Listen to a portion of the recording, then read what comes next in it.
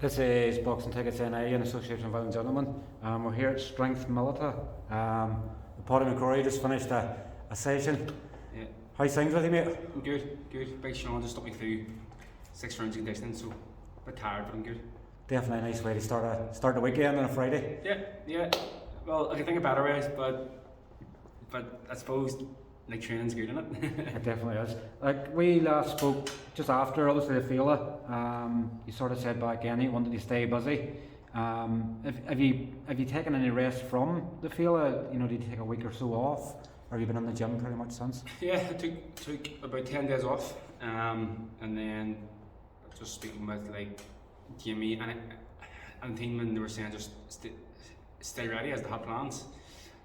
Initially, I thought I might have been fighting a bit later in the year, but then this chance of fighting on the 5th as co-main event they come up, and I couldn't say no. Yeah, and as I say, it's 4 weeks today. Obviously, back in Ulster Hall, the co-main event. Your actual fourth fight in Ulster Hall as well, and it's become probably much of a pinnacle in what we classify as small hill boxing in Belfast, but what a venue to sort of bring back indoor boxing. You know, I know we've obviously had Mark Dunlop's show and Celtic Clash 12 the weekend, but the Ulster Hall is probably seen as the home of Belfast boxing. Yeah, Ulster Hall is like it's an amazing venue. I've been there before watching the Ulster Elites. It's soaked in boxing history, and it holds some events throughout like the music industry as well. It's just a great event. It's a great venue.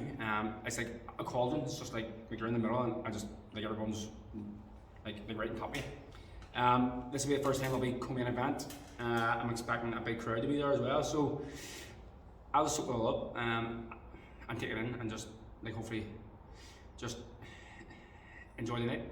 Just keep doing what you're doing, and like I know at times you've probably been very, you know, you obviously take a few years out of boxing and stuff like that, but is it probably fair to say you're probably enjoying your boxing probably as much as you've ever done? You know, you're obviously staying busy. You know, I think everybody I've spoke to in the gym that's having interviews and stuff, everybody's buzzing off everybody else. Yeah. Is it probably good for you? Obviously, we're a wee bit older, probably the most experienced in the gym, but they have the freshness of some of the other ones like Colm and Connor and Owen, and even Lewis, obviously quite a bit as well. But sort of having that buzz from them sort of makes you feel still like you're a teenager. Yeah, so like the pros still up there, like I'm surrounded by all young, fresh, very talented fighters, and I feel that at times like I'm there, and like I feel like the mature one. Mm-hmm. But like just being around them and they're full of energy, and most of them are like in the gym 24/7. So like I look to them for some motivation as well. Mm-hmm. But as I say, like the gym's buzzing. It looks like we're going to be fighting more or less back-to-back weekends coming November. So it's a very busy month coming up. And if the team keeps going the way it's going, like I'll be expecting 4 or 5 good wins. Yeah, but as I think it was sort of saying they call them obviously on Wednesday. You know, the fact that, you know, coming into a busy period, and I think D sort of put a post up on night as well. They say, you know, amateur boxing starting back again as well. You've obviously you and Lewis out in the same night. Obviously, I'm not sure what it's going to work like with obviously main and co-main, and maybe a fight put on between. Yeah. You know, sort of with that, because obviously you have to prepare you for your fight and stuff as well, and for Lewis. But you know, you two are fighting, and obviously the next weekend Colm's fighting, and then I think potentially next weekend Owen's fighting. And obviously all the amateur boxing brought into it as well, but D's relishing that. I guess it's, you know, you and him is very similar in age as well, and it's regrowing him where he wants to have the best stable in Irish boxing, and the only way he's doing that is by mixing the both. Yeah, well, there's some very good stables in Irish boxing, but I believe that we're up there like with them all, and I think like, let's look at the results, and I think it's very easy to see. And again, deal with the amateurs, there's times that like to train with us, and there's some really good kids there. Like I'm looking forward to it. I think they might be in the Ulsters on the 6th, the day after the show in the Ulster Hall. I've seen the kids in sparring and training, and it's going to be a massive year for them. Yeah. So as I say, the gym's really busy. Dee's loving it. Dee likes, he really does. Like, he likes his fighters to be busy all the time. So he's enjoying it, we're enjoying it. I think the mix is good. Like as I say, there's five or six fighters, and we're all different, like in our own ways, but we all get on really well. And that's a good mix, you know. I'm sure probably D gets torched on a weekly basis of people trying to join, you know, the stable, but everything has to fall into place with what the fighter already has, because as you know from being a football fan, it only takes one person to come in and spoil that, and it ruins everything, you know. Obviously your opponent in 4 weeks time, Celso Neves, probably the easiest name I've had to pronounce in a while. What do you know much of him? To be honest, no. His name was only mentioned to me last week. I think the fight was offered to a couple of fighters, and it just didn't suit them. So so I don't know much about him. I've watched some clips, but I'm going to leave it like down to D. We come up with a very good plan for the last fight. People are expecting Korkov to come here, like, and put me under serious pressure. And I think the game plan that me and D put together was bang on, and it kind of made it like a really easy night. And it's that trust factor as well. You know, obviously you've had a few fights under D now. The Gorakov fight was probably your longest fight. I think you've had one. I think was Van Poch the first? No, that was Ray. That was Ray. So the last one, the Ulster Hall in February 2020, that was with D as well. Was that Ray?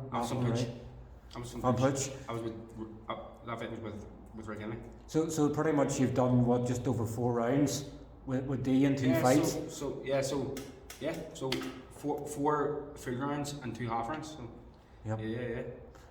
It's crazy, but obviously the trust comes there very easily. And say when they give you a game plan and your biggest fight as a pro, then you know what he's like. He's methodical, and he'll probably sit and watch him for 6 or 7 hours a day just to figure out exactly every wee thing he does. Yeah, so like most of the things that we're doing in the gym, it's like fundamentals and just making them better.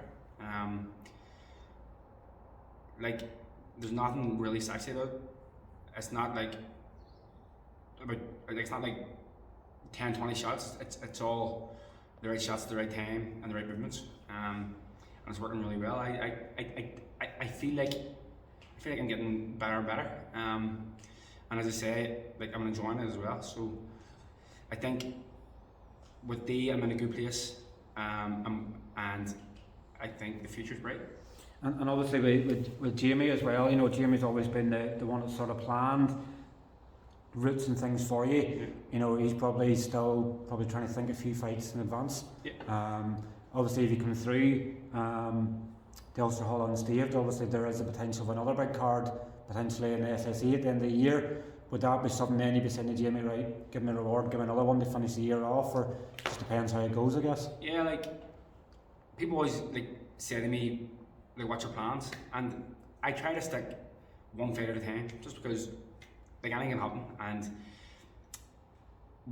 like I signed pro, I never really had like the plan to be like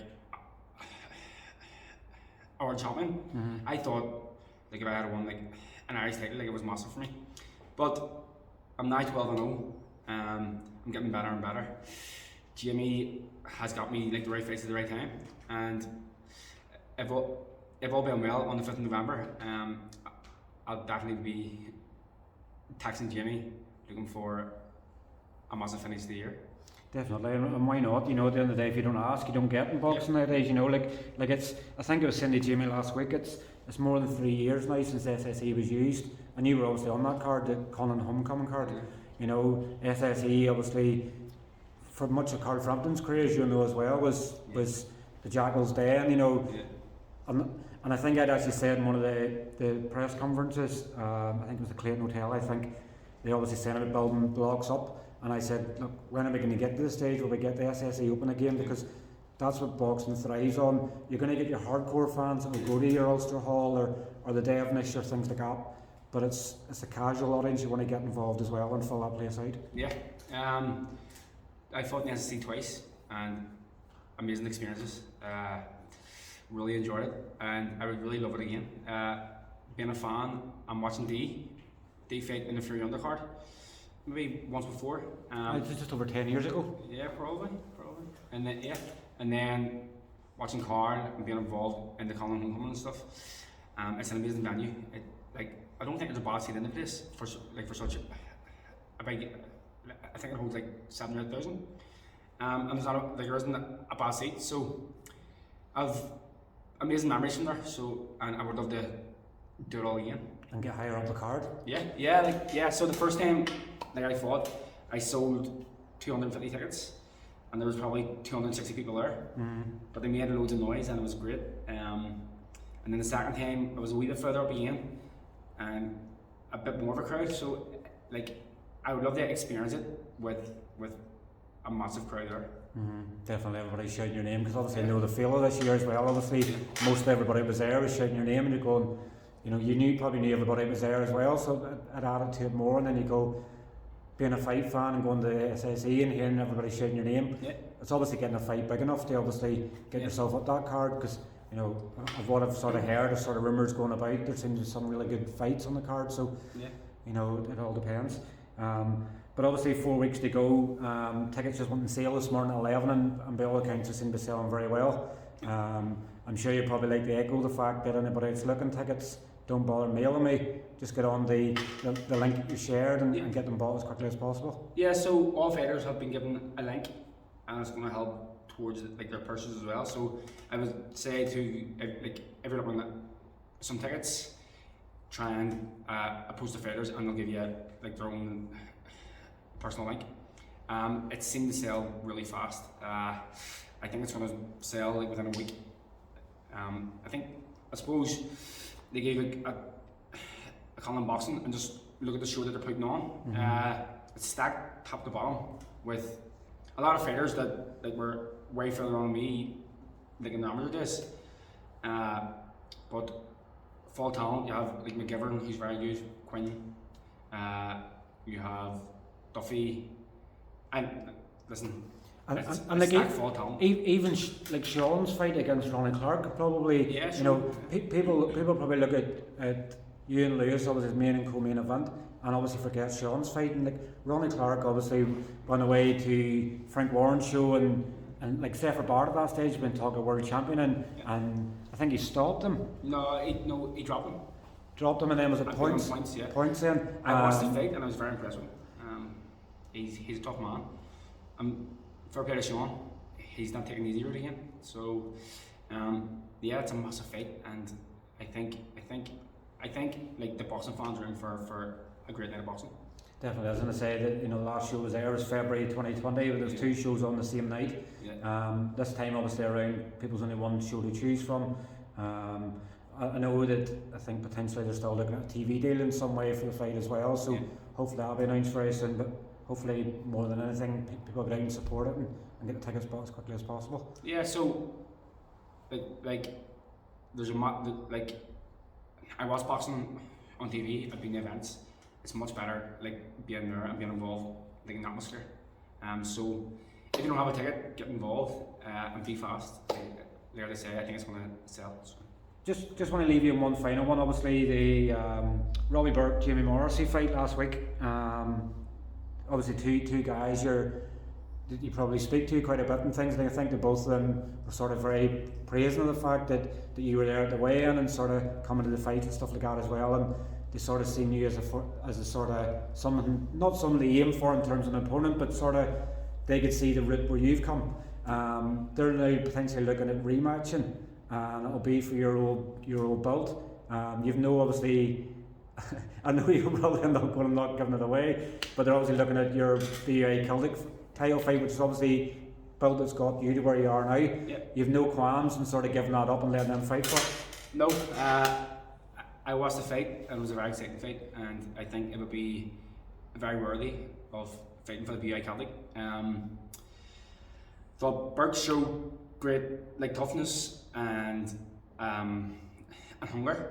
And then Jamie Morrissey showed decent boxing skills. I thought he was very slick, and he dug deep as well. A very good fight, and a fight that I would definitely go to again. Definitely, it's just one of them. You know, if it had a couple of weeks to build up, probably sold double the tickets. Yeah, you know, the more we're allowed there. Again, I said it on social media. It kind of reminded me of me and Sean McGlinchey. Yeah, so like we agreed like on 24 hours notice. It was something similar. A fight that could probably be a lot bigger, but like the fighters showed balls and stood up and took a fight. Their fight was really exciting, and I enjoyed it. And like it was nice to hear them say like kind words about me as well, so it was good. Definitely, that sort of shows you that where you've come from in boxing, because you know I can remember you starting out in boxing and you probably weren't too confident. Well, not say too confident, but probably too vocal and sort of where you wanted to be. You've always been respectful of people. You've never sort of went and called people out. You might get to the stage you might have to start calling people out, so it might need to give you a bit of media training in the background and go call them out and say this and do that. Or probably speak to somebody like Declan Garrity. He seems to be a master at it. He calls people out and the fights get made. That was good, so I'm not the type of fighter to call people out, but I have noticed that I've had a few potential fights turned down, just maybe because I'm not big enough. And the way to get bigger is to use like social media and stuff like their advantage. So it may be a tactic like they'll have to use, but at the minute, like I'm just sticking to me. Definitely stick to exactly where you are. But look, obviously, we thank you for coming on, having a chat. 4 weeks tonight, you'll be fighting in the Ulster Hall, and 13-0 incoming. Yeah, most definitely. Thanks for your time, Pody. Cheers, take care.